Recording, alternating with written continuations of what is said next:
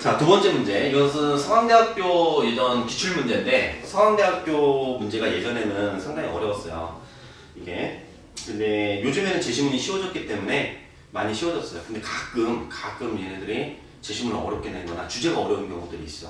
예를 들면 2015학년도인가에도 한번 심리철학, 우리 인지과정하고 관련된 그런 문제가 나왔는데, 이거 애들이, 보통 학생들이 접할 수 없는 내용이죠. 상당히 어려운 문제가 나온 적이 있어요. 자, 봅시다. 제시문 나다라를 바탕으로 가이프네스가 기획한 언어의 의의를 설명하고 그 실현 가능성을 평가하라. 총 하라고 하는 게 몇 개예요? 두 개죠. 그지? 뭐 하라고? 의의를 설명하고 푸네스가 기획한 언어의 의의를 설명하는 게 한 덩어리가 되겠지? 그 다음에 그 실현 가능성을 평가하라 하는구나. 이것이 또 한 덩어리가 될 거예요. 그지?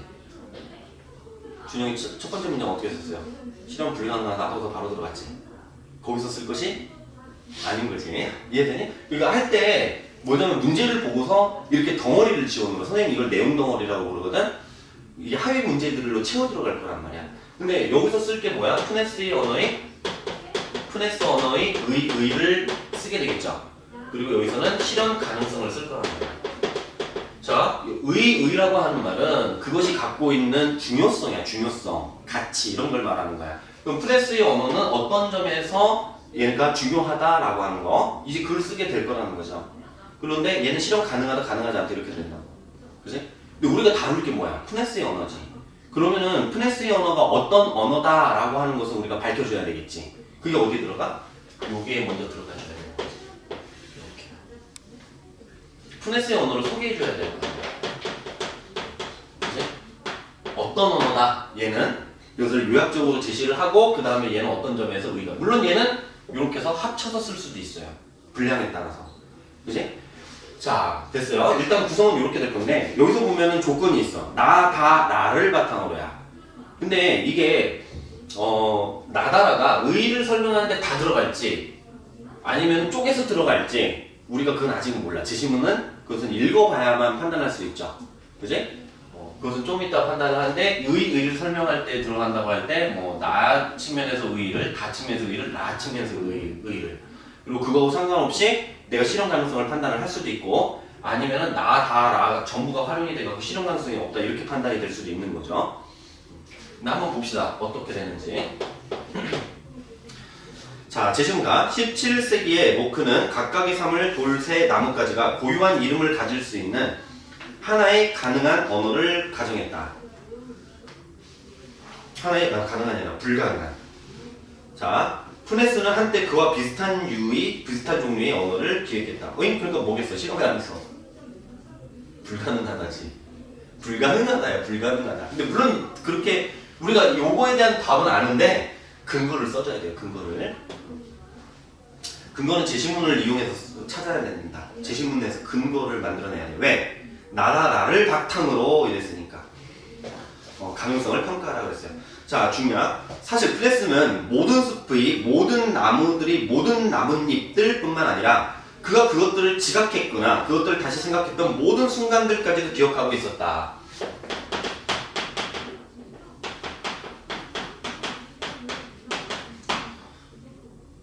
자, 그는 지난 날들의 하나하나를 7,000개의 기억들을 추격시키기로 마음을 먹었다. 그런 다음 기호들을 가지고 그 기억들을 정의해 보려고 했다. 자, 일단은 푸네스가 뭐 했습니까? 지각의 순간들을 기억하죠. 그리고 이 기억들을 뭐라고 그랬지? 이 기억들을 추격시키려 하고 그 기억들을 정의해본다 했어. 기억들을 표현하는 기호를 만들겠다. 사실 언어가 모든 게 이제 다 기호인 거지. 상징 기호란 말이야. 언어가 A, B, C, D, 기억, 니은, 디귿 이런 것도 다 기호란 말이야. 자, 봅시다. 그런 다음 그 기호들을 가지고 그 기억들을 정의해보려고 했다. 중요한. 그는 개라는 종목별 기호가 다양한 크기와 형상들을 가진 상이한 수많은 하나하나의 개들을 포괄한다는 사실을 이해하기가 힘들었다. 자, 무슨 예를 들어서 자기네 집에 개 키우는 사람이 있나 없나 모르겠지만 우리 집 개는 예를 들어서 뭐라 그럴까? 삽살이, 바둑이, 장군이, 사랑이 뭐 이런 개들이 쭉 있을 거 아니야. 그지? 근데 예를 들어서 얘네들을 우리는 한 번에 묶어서 뭐라고 얘기를 해? 다 묶어서 개라고 하는 단어를 하나로 표현을 하죠. 그지? 단어를 이제 여러분을 가지고 얘기를 한다고 하더라도 여기에다가 뭐 준영이, 주원이, 동욱이, 명순이, 뭐 민지 뭐 이렇게 해서 쫙 다 나열을 한 다음에 우리는 여기다가 이렇게 할 수 있지. 할까?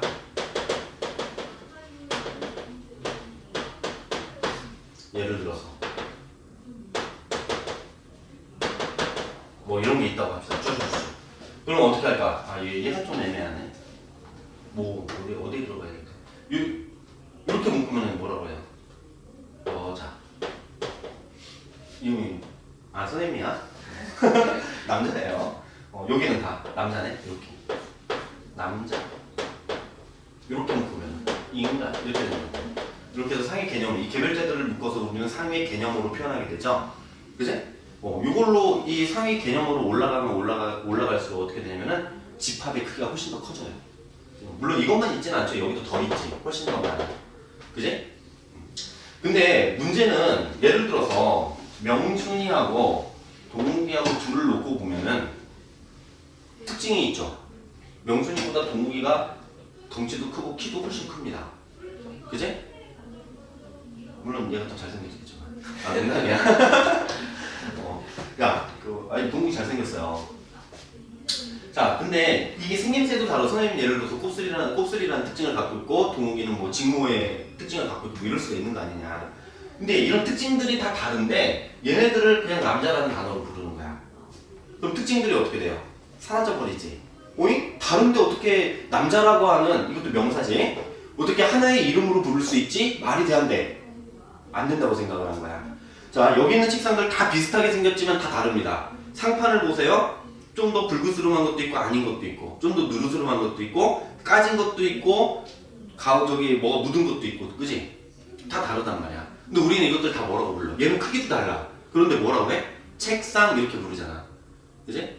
어떻게 다른데 왜 어떻게 이게 하나의 이름 똑같은 이름을 줄까? 이런 생각을 한 거죠.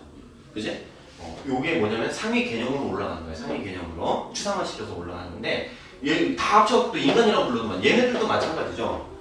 얘네들 그 종류도 다를 뿐만 아니라 그런데 얘네들 개라고 부른다는 거야.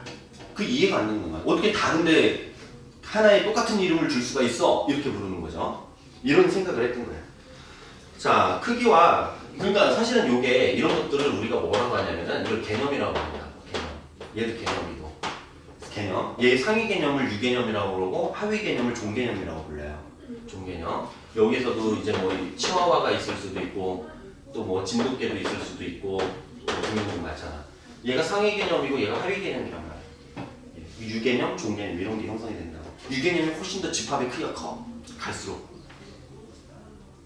자, 가장 근데 그는 개라는 종류별 기호가 다양한 크기와 형상들을 가진 상이와 수많은 하나하나의 개들을 포괄한다는 사실을 이해하기 힘들었다. 또한 그는 측면에서 보았을 때 14의 3자리에 있는 개와 정면에서 보았을 때 4의 3에 있는 개가 왜 똑같은 이름을 가져야 하는지 골머리를 앓았다. 예를 들어서 이런 거야. 매트릭스로 표현한 거죠. 이런 것은. 자, 여기서 보니까 14의 3. 3자리. 여기가 3이야. 1, 2, 3. 14의 3이니까 여기서 14번째 3에 있는 개가 있어요. 자, 그리고 정면에서 보았을 때 4의 3. 여기가 4라고 하고 4의 3. 여기야. 근데 하나의 똑같은 개인데 정면에서 바라본 개는 4의 3자리에 있고 측면에서 바라본 모습은 여기 있는 거야. 근데 얘네들 심지어는 이게 그냥 예를 들어 민지 하면 민지 하나 똑같잖아. 근데 이것도 다르다. 왜? 기억의 순간들마다 달라서. 예를 들어서 명순 하더라도 명순이 이렇게 하고 있을 때가 있고 웃고 있을 때가 있고 가만히 있을 때가 있고 이렇게 강의하고 있을 때가 있는 거죠. 여러분이 볼 때 정면이 있을 수도 있고 이런 모습도 있는데 이 모습들이 다 다르다라는 거야. 그것을 매트릭스 표현한 거죠. 이렇게 행렬처럼. 근데 이게 왜 얘네들을 하나의 이름으로 개 이렇게 부르는지, 얘가 바둑이라고 할 때 왜 바둑이 이렇게 부르는지 그것도 이해가 안 된다는 거죠. 순간순간 다르니까. 근데 이게 정당한 의심이야. 얘를 왜냐면은 한번 생각해봐. 여러분들 어렸을 때 어땠냐? 크기가? 여러분 태어났을 때 요만했을걸? 딱 처음에 그 신생아일 때 딱 태어나면 요만하다고. 엄청 작아요. 그지? 그지? 근데 지금은 어때요? 엄청나게 크죠? 어떻게 니네가 똑같아? 똑같은 사람이야? 같은 거야? 같은 이름을 갖고 있는데 어떻게 달라? 그러니까 이 푸네스는 그게 이상하다라는 거죠. 그게 다 다른데 왜 같은 이름을 주냐 이런 거죠. 자, 그래서 그는 거울에 스쳐볼 때마다 다르게 보이는 자신의 얼굴과 손들 때문에 화들짝 놀라곤 했다. 이것도 다른 거야. 이 손하고 이 손하고 다른 거야. 이런 게. 자, 그 스위프트에 따르면 룰리프트의 황제는 미세한 손의 움직임을 분간할 수 있었다고 한다. 푸네스는 상처의 환원, 이가 썩는 것, 그리고 피로의 고요한 진행 과정을 쉴 새 없이 분별했다. 그는 죽음이 진척되거나 습기가 차오르는 하나하나의 과정을 보았다. 그는 다형적이고 순간적이고 그리고 거의 견딜 수 없을 정도로 정밀한 세계에 대한 고독하고 명징한 관찰자였다. 이게 되게 중요한 말이죠. 푸네스가 어떤 사람이야? 뭐라고 돼 있어? 견딜 수 없을 정도로 정밀한 세계에 대한 고독하고 명징한 관찰자. 여기 힌트가 다 들어있죠. 세계가 어떻다라는 거야? 세밀하죠. 아주 정밀하다라고 그랬어요. 이게 모든 게 다 다른 거야 이게. 그래서 이런 것들이 다 관찰해야 되는 거죠. 그런데 고독하고 명징, 아니 분명하게 자기는 인식을 하고 있는 거죠. 근데 고독해. 무슨 얘기야? 그렇게 사물들을 세세하게 지각의 순간들마저 다르게 그런 것들을 기억하고 인식하고 하는 사람은 누구밖에 없어요. 누구밖에 없어? 푸네스는 혼자밖에 안 되는 거야. 푸네스 혼자. 그러면은 자기가 이런 언어를 만들어냈다고 해봐. 뭐라고 했어요? 아주 과학적 기계적인 것처럼. 4의 3자리. 자, 4의 3자리 얘가 바둑인데 우리가 부를 땐 바둑이라고 불러. 근데 얘는 그렇게 안 불러. 푸네스는. 자, 4의 3자리가 배고프대. 그럼 어떻게 알아요? 누가 알아? 누가 알아? 7의 5자리가 똥을 쌌어. 똥 치워야 돼. 아, 근데 그것도 그렇게 얘기하면 안 되죠. 7의 5의 자리에 있는 애가 6의 3의 사건을 일으켰어. 아니, 그런 사건이라는 말을 쓰면 안 되는데. 이해되니? 왜냐면 똥도 오늘 싼 똥이랑 어제 싼 똥이랑 다르다고. 이해되니? 뭐야 이게 고독하고 혼자만 하는 거야. 혼자만 하는 거. 그 불가능한 이유가 저기 있는 거예요. 이해되니? 불가능한 이유가 저기 있는데 물론 여러분 이유를 더 써야 돼. 여기서만 파악되는 게 아니라. 자, 그 다음 제시문 나를 봅시다. 제시문 나는 별로 어렵지 않아요. 언어의 의미가 늘 불확정적이고 또한 분명하지 못하다는 것이다. 주어가 없네. 문제는 뭐 이런 거겠죠. 자, 여기서 딱 나올 거. 언어의 의미가 어떻다? 불확정적입니다. 분명하지 못하다. 언어는 엄밀한 사유의 전개를 표현하기에는 너무나 불완전한 도구라는 것이다. 그냥 한마디로 불확정하다 보니까 얘가 어떻다? 불완전해요. 우리 사고를 표현하기에는 좀 불완전한 도구예요. 동일한 언어가 때로는 여러 가지 의미들을 갖는가 하면, 그치? 우리 동일한 표현이 세 가지 의미를 갖기도 하죠. 배, 어떤 배예요? 배를 때렸어. 이 배를 때린 거야? 아니면 쉽을 때린 거야? 아니면 먹는 배를 때린 거야? 페어를 때린, 모르죠? 그냥 이렇게만 말하면.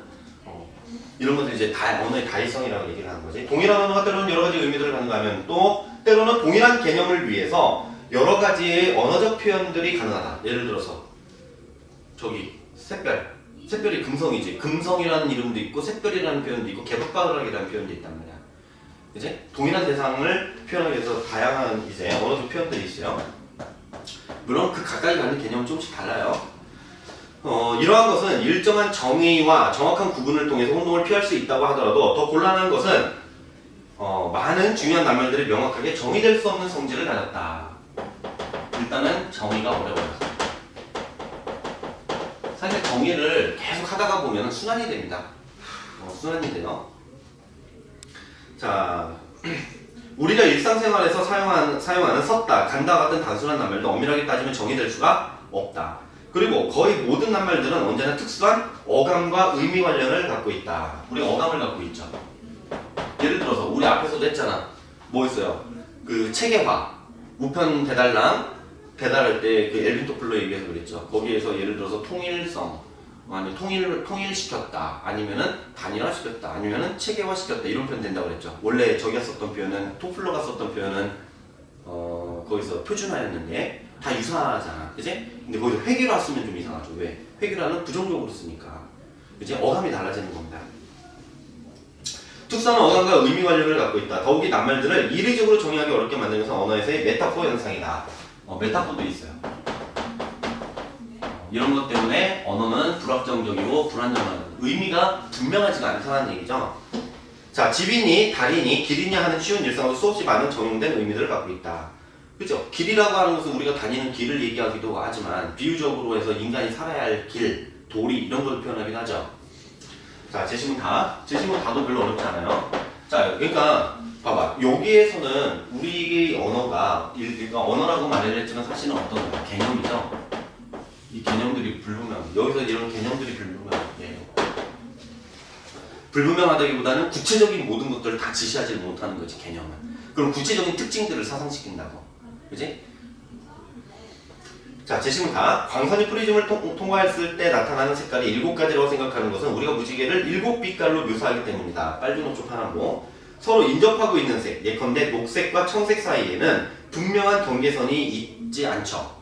그지? 스펙트럼에서 분명하지가 않아요. 그 사이의 색깔은 아주 녹색도 아니고 아주 청색도 아니다. 하지만 만일 그 부분을 지칭하는 단어가 있다면 그 모호한 색깔도 분명하게 인식할 것이다. 예를 들어서 자, 무지개에서 빨주, 녹초, 그린 요 색깔이 있고 요 옆에 블루가 있단 말이야. 그지?